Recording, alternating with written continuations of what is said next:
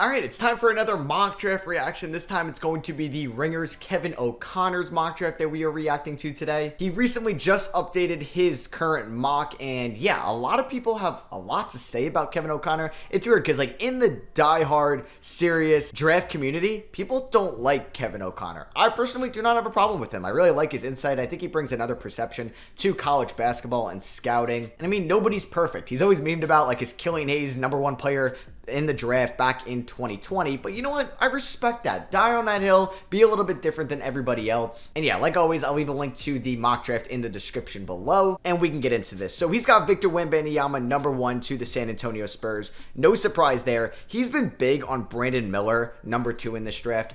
It looks like that's what's going to happen because Jonathan Givony of ESPN, I believe Jonathan Wasserman of Bleacher Report, and Kevin O'Connor of The Ringer all have Miller going #2 to Charlotte. So it's looking like that's going to be the case because these are the guys with the most intel in this draft. I think Jonathan Givony is probably one of the more interesting guys to look at ESPN because he worked with Mike Schmitz, who's now the current assistant GM of the Portland Trailblazers. So maybe the Trailblazers know something that Scoot is going to be there at 3, and that's what's going to happen. Because while I don't think Scoot is the third best player in this draft, he's my second.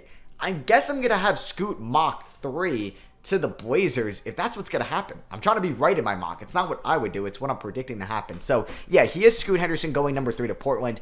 And if this happened, and if Portland can't get a godsend of an offer, like a trade package that you can't turn down, you're getting maybe Paul George or Pascal Siakam plus more, or you're getting something great in return for this 3rd overall pick, you do it. If not, take Scoot. Take a franchise-changing point guard and trade Damian Lillard. I know you don't want to trade Dame. I know you want to win with Dame, but you know how hard that's going to be if you trade the 3rd pick in Anthony Simons for Pascal Siakam? You're not getting much better. I'm nervous about the Blazers, and I feel like they can mess this up, but I don't even know what would happen with Damian Lillard and who's giving up all these assets for him and what his value would be on the market. So he's got Scoot 3. He's got Cam Whitmore 4. Now, I kind of hate like Houston as a spot for Whitmore. I would like it a little bit more if they do get Harden, and it's looking like that's what's going to happen. But like, is Kevin Porter Jr. really going to be this point guard for this team next year? And if not, like, you have Jalen Green, who score first guy, Cam Whitmore, score first player, Jabari Smith, probably going to be a score first player, and we know Şengün is a very versatile passing big man,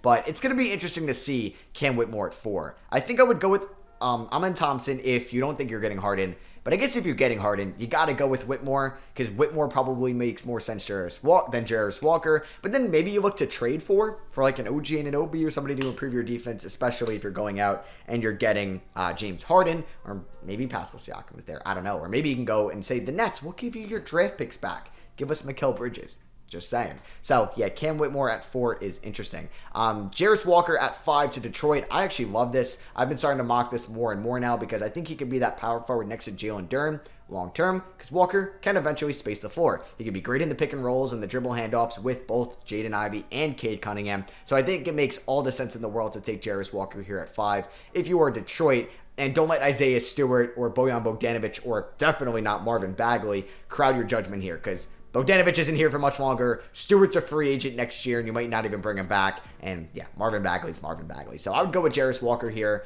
and just kind of have that be your foursome going forward. Ivy and Cade, Walker and Duren, and then maybe you find that small forward over time that could be that perfect middleman for those guys. Coming in at #6, Amen Thompson. I kind of hate this fit. I do. You already have Markelle Fultz, who you're investing a lot into to be your franchise point guard, or at least your point guard going forward, especially if you're going to extend him.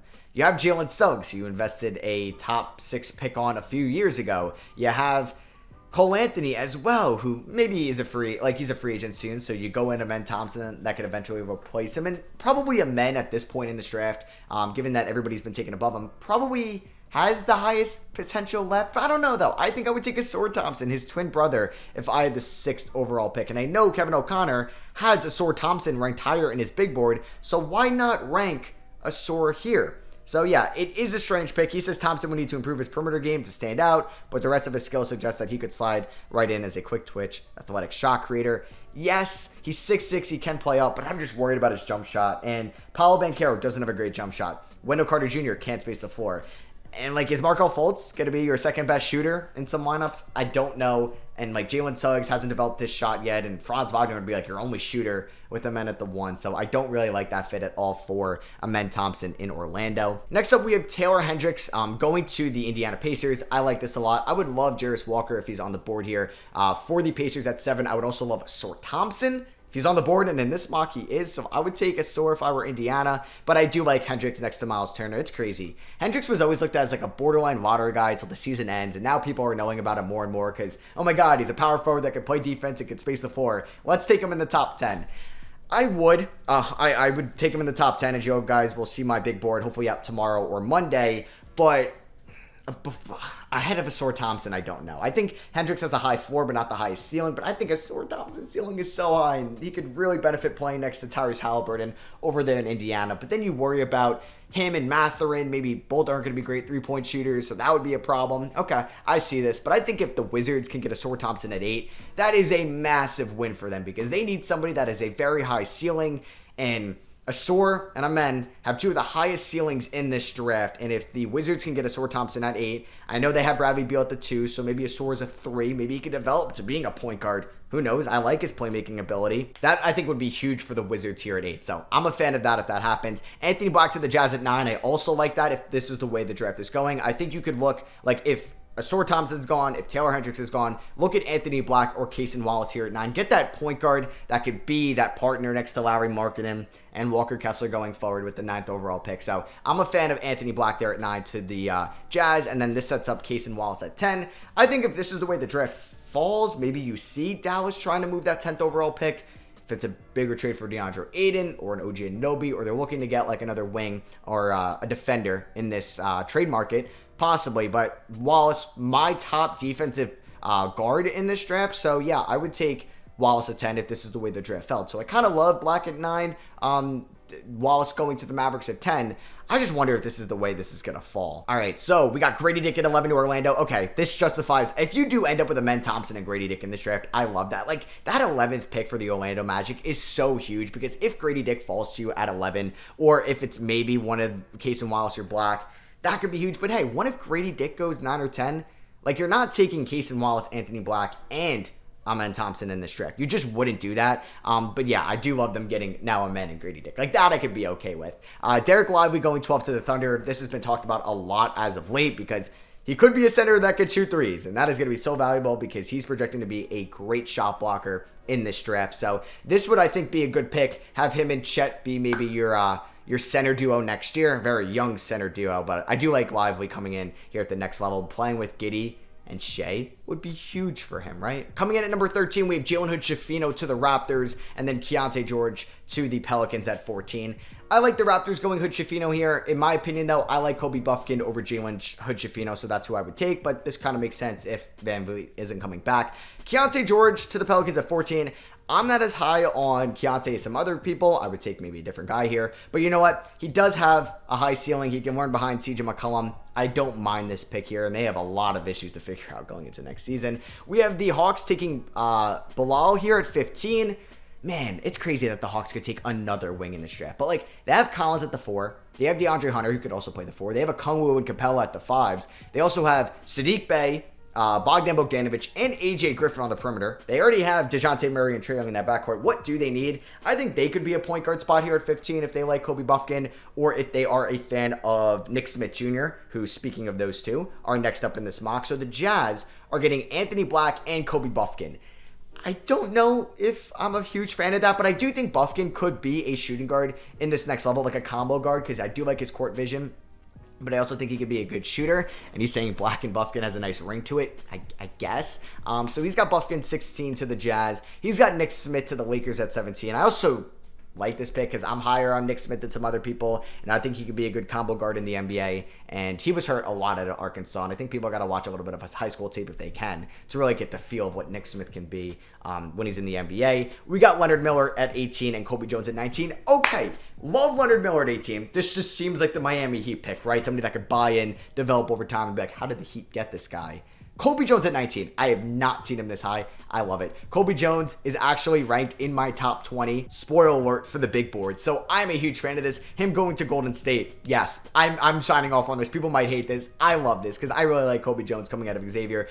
Yeah, I guess we haven't mentioned it. Jordan Hawkins going 20 to the Rockets. This is pretty low. People maybe have him going 14 to the Pelicans if this is the way the draft goes. But if the Rockets can land Jordan Hawkins and Cam Whitmore, that's a nice additions to their wing core. Dariq Whitehead, 21 to the Nets. I've been mocking this. I think they should take a chance on Dariq Whitehead. You just hope he's healthy at the next level. Ben Shepard, okay. I'm not high on Ben Shepard. He's been getting a lot of hype as of late because he played well in combines and workouts. We'll see if he goes in the first round. I may mock him in the first round. I don't have a first round grade on him, but he isn't going to the Nets at 22. I don't like this pick when there's some other guys they can go with here because the Nets need to add some talent that can have a decently high ceiling. He also has Olivier Maxence Prosper going here to the Blazers at 23. And I think he could end up being a first round pick. He was a fringe first rounder for me. Chris Murray going to Sacramento. Okay. I mean, it would be cool to see Chris Murray and Keegan Murray together. Boby Clinton, who he had like ranked really high, has going to the Grizzlies at 25. And KOC was kind of the guy that started this Klintman hype. So maybe the Grizzlies are the team that made Klintman a promise that we'll take you if you're there at 25. I don't like Klintman at all, though. I don't. Bryce Sensabaugh, 26 of the Pacers. Why that low? Like, he's a perfect guy to go to the Nets up there. GG Jackson, Charlotte at 27. Don't hate this. I don't hate this, but I don't love GG Jackson as a prospect. Jed Howard, 28 to the Jazz. Yeah, Howard has been falling in some mocks. Trace Jackson Davis, I think, could be a lock for him to go to Indiana, stay in state where he went to college. Noah Conley, 30 to the LA Clippers. I don't hate that. I'm just surprised he's got Maxwell Lewis going 31 out of the first round. He also has Ryan Rupert going into the first round at 32. James Najee, 33. You end up with him and Wemby. It's pretty nice. Seth Lundy out of Penn State going 34. That's the highest I've seen him. Jaime Jaquez, I think he's getting hype as of late, going to Boston. Brandon Potsdams, yeah, I like him in the first. I like him in the first round. I don't love Amari Bailey in this class. Sidney Sissoko going in the second. Andre Jackson going kind of late at 40 here. Julian Phillips at 42. Keontae Johnson, 43. No, this is too low for Sasser. He's got to go higher. He's got to go higher. He's got Julian Strawther at 46. I think he should go higher as well. Same with Jaquavion Smith. And then he has Amani Bates getting drafted at 52. It's probably around the range where he'll get drafted. I like Ademo Sanogo at 54. And I like Isaiah Wong at 57. Yeah, Ricky Council at 58. That is KOC's updated 2023 mock. So I hope you guys did enjoy my reaction. Let me know if you did by dropping a thumbs up. Let me know what you agree with or disagree with down below. Like I said, my next video will be my official big board for this upcoming draft. And I'll catch y'all in there. Peace.